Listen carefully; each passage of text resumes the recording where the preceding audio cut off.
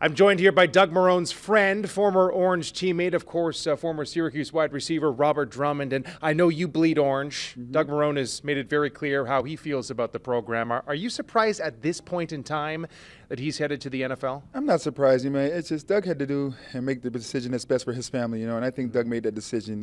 It's just going through a lot of things in my head. I wish he'd stay. I wish him the best. I'll call him later today and congratulate him. I'm always going to bleed orange, but you know what? I'm a friend first, and I'll definitely stay a friend for life. What do you think this will do to the program, and how do you think the SU fans are gonna react here? There's a lot of pressure on Dr. Gross here, isn't there? I mean, you can't really worry about what the fans think. Yes, you want to go out there and please them. Yes, you want to go out there and do the right things for them to make them happy, but you have to do what's best for your life. At the end of the day, Doug has to be happy when he wakes up and when he goes to sleep. Right now, I think he made the decision that's best for him. The fans, we know, Syracuse is resilient. We'll get back on board and we'll go out there and do the things that it takes for us to win. But for right now, I think they should hire in returnally for a coach. So someone who's already been there, so this program can make an easy transition into the ACC. But it's going to be a tough go. Let's go down that road a little bit, because I know you must have been pleased at the steps that Marrone had made since coming aboard here.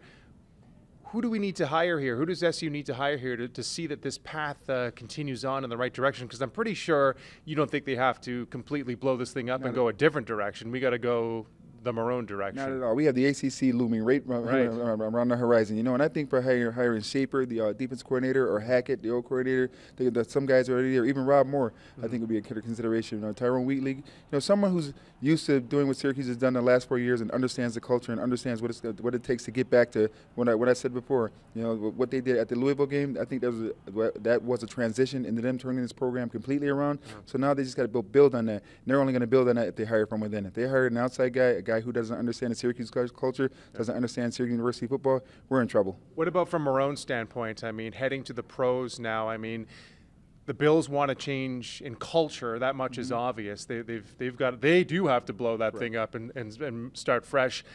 Is he the man to do that? It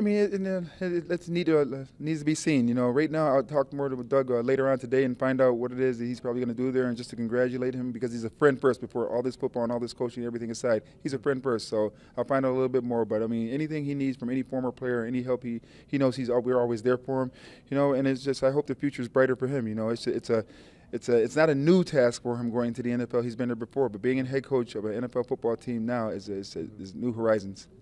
Doug Marrone being a friend of yours, how difficult a decision do you think this was for him? I know it was a very, very difficult decision. I knew my heart bleeds orange just like his does. He would have done everything in the world to see his old alma mater just be successful.